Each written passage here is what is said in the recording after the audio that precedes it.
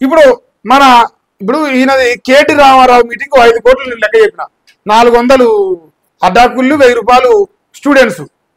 ఇప్పుడు డబల్ ఇక్కడ 2000 స్టూడెంట్స్, 800 అడ్డాకూలీలు. ఇప్పుడు ఇది అదే ఈ వార్త నాకైతే అట్లే కనిపిస్తున్నది. అంటే మనం అధికారంలో ఉన్నాం కదా, పైసల మంత్రులు మన కన్నున్నారు, పైసలు మన కన్నున్నాయి, గల్లపిట్ట మన కనుక లంకె బిందెలు దొరుకుతున్నాయి. అలా సెక్రటేరియట్లా లంకె బిందెలు ఉన్నాయి, ఆ లంకె బిందెలు తెచ్చి ఇప్పుడు పంపుతాను. కానీ మన కాడికి వచ్చిన మాత్రం ఏం చేస్తారా, నన్ను కోసుగా తింటారా, చంపుతారా, ఇట సిగ్గుదాపిన ముచ్చట్లు చెప్తాడు, ఇసవంటి సిగ్గుదాపిన ముచ్చట్లే చెప్తాడు.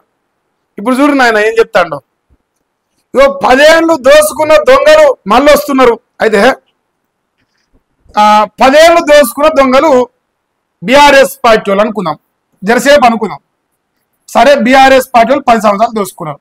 ఎంత దోసుకున్నారు అది కూడా మనల్ని 2,80,000 కోట్ల రూపాయలు అప్పు తెచ్చింది కేసీఆర్. ఇది అఫీషియల్, ఈ దొంగలు చెప్పే 8 లక్షలు దొంగలే కాదు, కానీ అఫీషియల్ 2,80,000 కోట్లు. మా రేవంత్ ఏమన్నా ఉంటాడు, 10 ఏళ్ళు దోసుకున్న దొంగలు మళ్ళీ వచ్చినట్టు.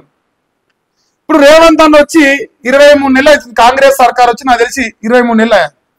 సో 23 నెలలు అవుతుంది, 23 నెలలకి వెళ్ళి 2 లక్షల ఇప్పుడు 80 దాటింది అనుకోరు, ఇక జరసేపు 54 అన్నట్టుగా నాకు గుర్తుంది, కానీ 80 ప్లస్ వేసుకోరు, ఇంకో నెల ఉంది కదా. ఇప్పుడు ఈ 2,80,000 కోట్లు 23 నెలలు తెచ్చి రైతు బంధు ఇవ్వకుండా, రుణమాఫీ ఇవ్వకుండా, పెన్షన్ ఇవ్వకుండా, కరెంట్ ఇవ్వకుండా, నీళ్ళు ఇవ్వకుండా అన్ని లుచ్చా పనులు చేసిన లుచ్చలు మరి పత్తిత్తు పరిపాలన చేసినట్ట 10 సంవత్సరాల్లో 2,80,000 అప్పు తెచ్చి 80,000 కోట్లు అప్పు తెచ్చి రైతు బంధు ఇచ్చి, రుణమాఫీ ఇచ్చి, పెన్షన్ ఇచ్చి, కరెంట్ ఇచ్చి లక్షల కోట్లు దోసుకున్నాడు అని చెప్పినోడు నిజంగా దుర్మార్గం. మీరు చెప్పురు నాయన. పోనీ కేసీఆర్ దోసుకున్నాడు దొంగలు అంటారు. ఇప్పుడు కేసీఆర్ 1,00,000 కోట్ల స్కామ్ చేసిండు. ఎలా 93,000 కోట్ల విలువ చేసే కాళేశ్వరం ప్రాజెక్టులు, అంటే అప్పుడు వాళ్ళ టైంకి 93,000 కోట్ల నాకు గుర్తు.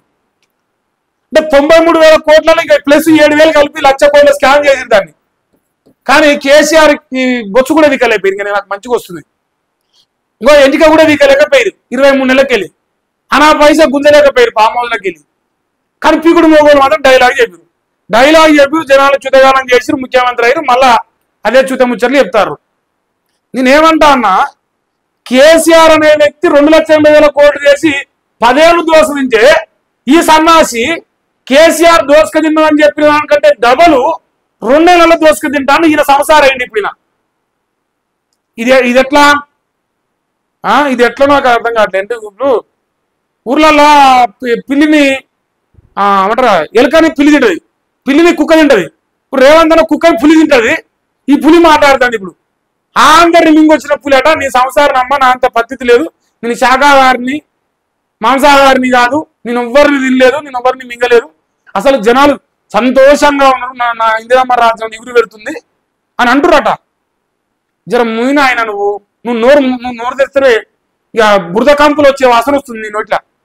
చెప్పకనైనా చావు, చెప్పించే తీసుకుంటే ఎందుకు, నీ నోరు కంపు ఎట్లున్నప్పుడు జనాలు ఉంచుతున్నారు. జూబ్లీస్ లా కాంగ్రెస్ పేరు చెప్పినా, రేవంత్ రెడ్డి పేరు చెప్పినా ముఖం మీద ఉంచుతున్నారు. ఇక నువ్వు బుద్ధి లేకుండా 10 సంవత్సరాలు వీకినా, నువ్వు 102 సంవత్సరాలు ఎగురు పెట్టిందేమో చెప్పబోయి. ఎందుకంటే మనం బీకిందేం లేదు కదా, చెప్పడానికి మనం బీకిందేం లేదు, మనం పొడిచింది కూడా ఏమి లేదు, పొడుస్తామని నమ్మకంలో కూడా జనాలకి ఏం లేదు. అందుకే కేసీఆర్ తిట్టుడు ప్రోగ్రాం పెట్టుకుంది. అంతే, కేసీఆర్ తిట్టే ఓట్లు పడతాయి అంతే. మనకి అది తప్ప ఇంకో తెలియలేదు. ఇక మన గుడంబా సెంటర్ సోపతాయే, గుడంబా సెంటర్తో తిరిగి వాళ్ళమ్మడి గుడంబడి తాగి మరి ఏం చేసినామో ఏం కథ తెలియదు. కానీ ఈ లాస్ట్కి అయితే మందిని ముంచి ముఖ్యమంత్రి ఆయన అంతే. ఇంకో అస్తం బాగా బాగా బాగా కడుపునిస్తాను నాకు ఇప్పుడు. ఓయమ్మ అరాచక ఇట్ అయింది ఇప్పుడు, అస్తం ఇట పోయి ఇట్ అయింది ఇప్పుడు, అరాచక హస్తం అంటారు జనాలు. అసలు మానవ జన్మిత్రుడు కూడా ఓడు ఈ దేశంలో అన్ని బూతులు తినలే ఒక ముఖ్యమంత్రి పైన, నేనైతే తినలేదు ఆయన. మరి ఈయన గారి పైన అంత ఆనుమత్యాలు వస్తున్నాయి యూట్యూబ్లల్లో, గొప్పగా పరిపాలిస్తుంది కదా. ఇప్పుడు ఈ సభకు మరి ఎంత పేమెంట్, వెంగళరావు నగరట మీటింగ్ కాదైనా జనం కాదు, అక్కడ పైసలు ఇచ్చి వాళ్ళని కూలినాలు చేసుకోకుండా, వాళ్ళని బతకనీయకుండా, పొరగాళ్ళను కాలేజీ పోనీయకుండా, మీ అవసరం కోసం వాళ్ళు పైసలు ఇచ్చి పిలిపించుకుంటారు వాళ్ళ ఆర్థిక పరిస్థితిని ఆసరా చేసుకొని. సన్నాసులారా ఇంకా చెప్పకురి. ఉప ఎన్నికల్లో వాళ్ళకు కర్రు కాల్చి వాత పెట్టండి, మనం బీకినాం. మనం ఏం పెట్టాలి? వాళ్ళకి కర్రు కాల్చి పెట్టాలి. మనకి ఇంత పోటు గడపార తెచ్చి పెట్టాలి. వాళ్ళకి చిన్నపాటి కర్రు సరిపోతుంది, కానీ మనం ఇంత గడపార తెచ్చి మంచిగా కొలిం మీద మంచిగా ఆగబెట్టి ఒక్కొక్క ముడ్డు మీద వాదలు పెట్టాలంటారు కాంగ్రెస్ వాళ్ళు కనిపిస్తే. పోదాం జూబ్లీస్ కావాలంటే నేను పెడతా, నిజమా కాదా కనుక్కుందాం. నేను చెప్పేది కూడా జూబ్లీస్ పైలకు సీఎం రేవంత్ రెడ్డి పిలుపు. సొంత ఆడబిడ్డను అవమానించేటోళ్ళు మహిళల్ని గౌరవిస్తారా? ఏది సొంత ఆడబిడ్డలను అవమానించేవాళ్ళు మహిళలను గౌరవిస్తారా? ఏది తెలంగాణ రాష్ట్రంలో కేసీఆర్ బిడ్డ అవమానం అయితేనే మనకు బాధ అయిందట. ఈ రాష్ట్రంలో రోజుకో ఆడబిడ్డ పైన మానభంగం జరిగితే నాకేమో వస్తుంది, నాకు మంచి మూమెంట్లో. రేవంత్ అన్న నువ్వేం పీకినావు? మరి నువ్వెంతమంది అవమానించినావు? మా అన్న మునగాడు పొడుస్తాడు, నల్లమల్ల అడవులకి వెళ్ళి మురిసి మురిసి ఓటేసి ఆడబిడ్డలు. మరి నువ్వు ముంచిన ఆడబిడ్డలు లెక్క చెప్పేది 1 కోటి మంది కోటేశ్వరుని ఎప్పుడు పీక్తావు? ఎప్పుడు పీక్ పందిరేస్తా చెప్పరా మరదన్న? 1 కోటి మంది మహిళలు మేము కూడా కళ్ళతో చూసి పచ్చకావర్లు మొత్తం తీసుకుంటాం. నువ్వు కేసీఆర్ బిడ్డ జోలి మారుతున్న సన్నాసి. ఈ రాష్ట్రంలో రోజుకొక ఆడబిడ్డ పైన మానభంగం జరుగుతున్నది, మర్డర్ జరుగుతున్నది. నువ్వు ఏమైనా దిగినావా? 22 నెలలకెళ్ళి ఒక్కరిని ఎన్కౌంటర్ చేసినావా? ఒక్కరినే అంత శతకాల సన్నాసి నువ్వు మాట్లాడితే నాకు ఇక కింది మీదకి అన్ని తవల మండుతాను నాకు. ఇప్పుడు సీరియస్ గా చెప్తాన్నా, ఈ రాష్ట్రంలో మహిళల పాలిట రాక్షసుడు ఎవరని ఉంటే వాడు రేప్ చేసినాడు, మర్డర్ చేసినాడు కాదు. రేప్ చేసినా మర్డర్ చేసినా మూసుకొని పండుకునే సన్నాసి హోంమంత్రి కావడు ఈ రాష్ట్రంలో. సన్నాసి హోంమంత్రి కావడు. ఇంకా సిగ్గుదాపిన జోలి చెప్పకు, మాటలు పడక అనవసరంగా. నేను అదే చెప్తాను.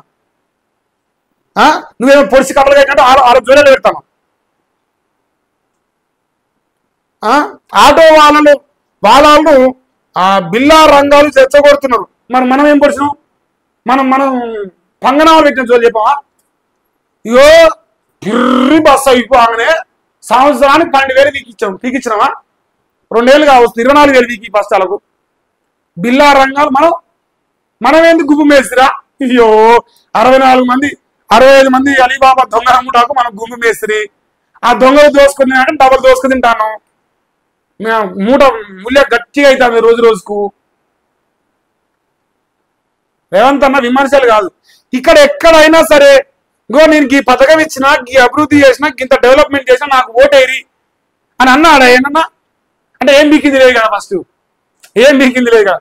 అంటే రేపు 2028 కూడా కేసీఆర్ 10 ఏళ్ళు ధ్వంసం చేసింది, కేసీఆర్ బిడ్డకులు వెళ్ళేది, కేటీఆర్ దోసుకుంది, కేసీఆర్ దోసుకుంది, 1,00,000 కోటి. ఇదే సచ్చినాక ఇదే చెప్తాడు.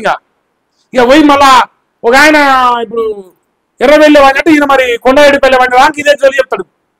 అంటే నుంచి ఇంకేం చెప్పగలిగేది ఏం లేదుగా. మన ఒడితే చెప్పగలదు. ఫ్రీ బస్సు బంద్ చేయాలని కేటీఆర్ అని చూస్తున్నారు. ఏది సిగలు పట్టుకుందని తెలుసుకునే పథకమా? ఓకే. పేదలకు గంజాయి డ్రగ్స్ ను పెంచి పోషించిన వాళ్ళు రౌడీలా, పేదలకు అండగా ఉండేటోళ్ళు రౌడీలా. ఇది ఒప్పుకుంటున్నాయి.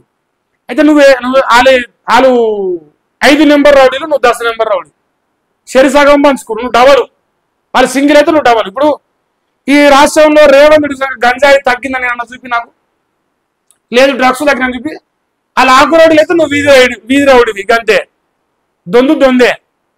ఎవడు ఇలా పత్తి తేలేడు, ఎవడు పత్తి తేలేడు, అందరికి అదే చేస్తారు.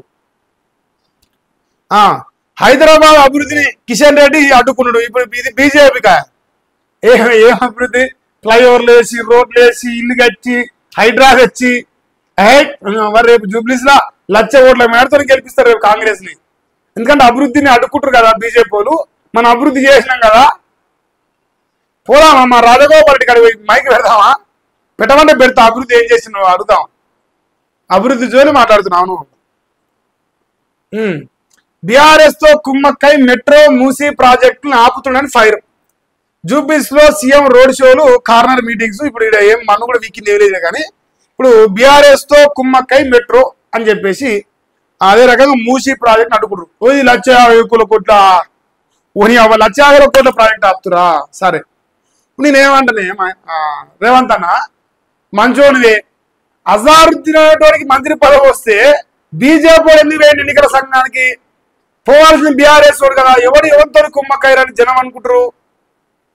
కాంగ్రెస్ గెలిపిస్తానికి బీజేపీ ఎందుకు ఎన్నికల సంఘం కాడికి వేయండు గది చెప్పరాదు. గప్చుప్ తినాలి, గప్చుప్గా వండుకోవాలి, పత్తితో మొదలు చెప్పాలి అంతే. బంద్ చేయి, జర బంద్ చేయి, ఈ పనికి మాన ముచ్చట్లు బంద్ చేయకపోతే జనం నవ్వుతురు. ఇంకా నీ కర్మ డిస్టంబర్ మీ ఊసారు, మేమేం చేయలేం కానీ. సో అది ముచ్చట. ఇక మావోలు పానకంలో పుడకలాయ వీళ్ళు.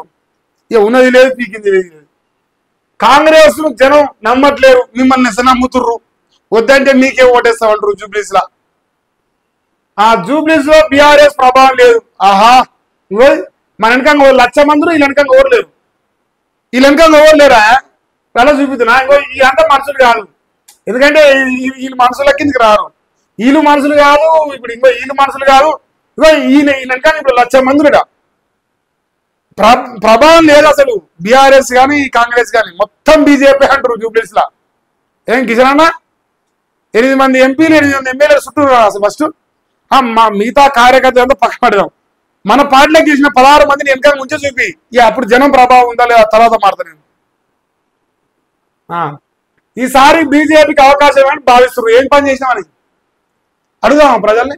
ఏడనన్నా మాకు తెలియనిది అయితే నాకు చేసేది చూపిలే. నేను వస్తా, మైక్ పట్టుకొని వస్తా, భారత యువసేన వస్తుంది ఛానల్ చూపి ఏనన్నా.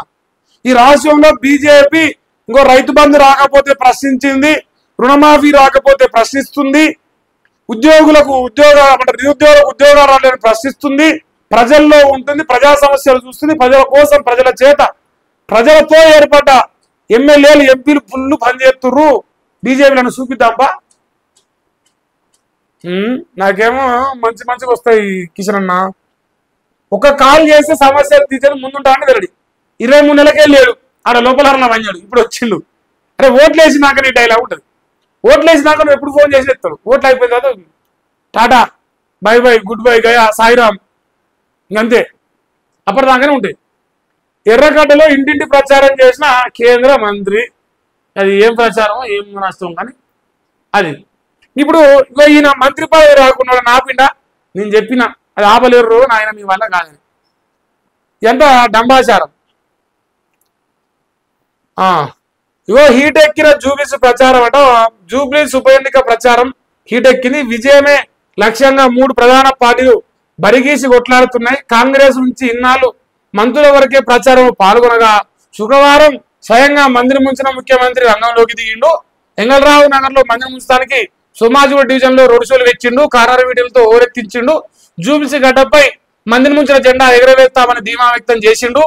అటు ఎర్రగడ్డ డివిజన్ లో బీజేపీ తరఫున కేంద్ర మంత్రి ఏం పని చేయకున్నా సరే షేక్పేట డివిజన్ లో బీఆర్ఎస్ తరఫున ఆ party working president KT Rama Rao పోటాపోటీ ప్రచారం నిర్వహించుడు. ముగ్గురు నేతలు ఒకరిపై ఒకరు ఆరోపణలు ప్రత్యారోపణలతో విరుచుకుపడ్డారు. ఈ నెల 11 జూబ్లీస్ ఉప ఎన్నికలో జరుగుతుంది. 14 ఫలితం వస్తుంది, అందులో కాంగ్రెస్ ఓడిపోతుంది. బాగుందా? సీరియస్ గా నాకైతే గదే అనిపించింది. అంటే అది రాసే విధానం మార్చాలి, వాస్తవాలు రాయాలి, జనాలకు వాస్తవాలే చెప్పాలి. లంగా ముచ్చట్లు పేపర్లు రాస్తున్నావు కాబట్టి నేను దాన్ని తిప్పి చెప్పిన మీకు. అంతవరకట అన్ని పార్టీలు అంటే హీట్ ఎక్కినాయంట, ఫుల్ బ్రహ్మాండంగా సాగుతున్నాయంట.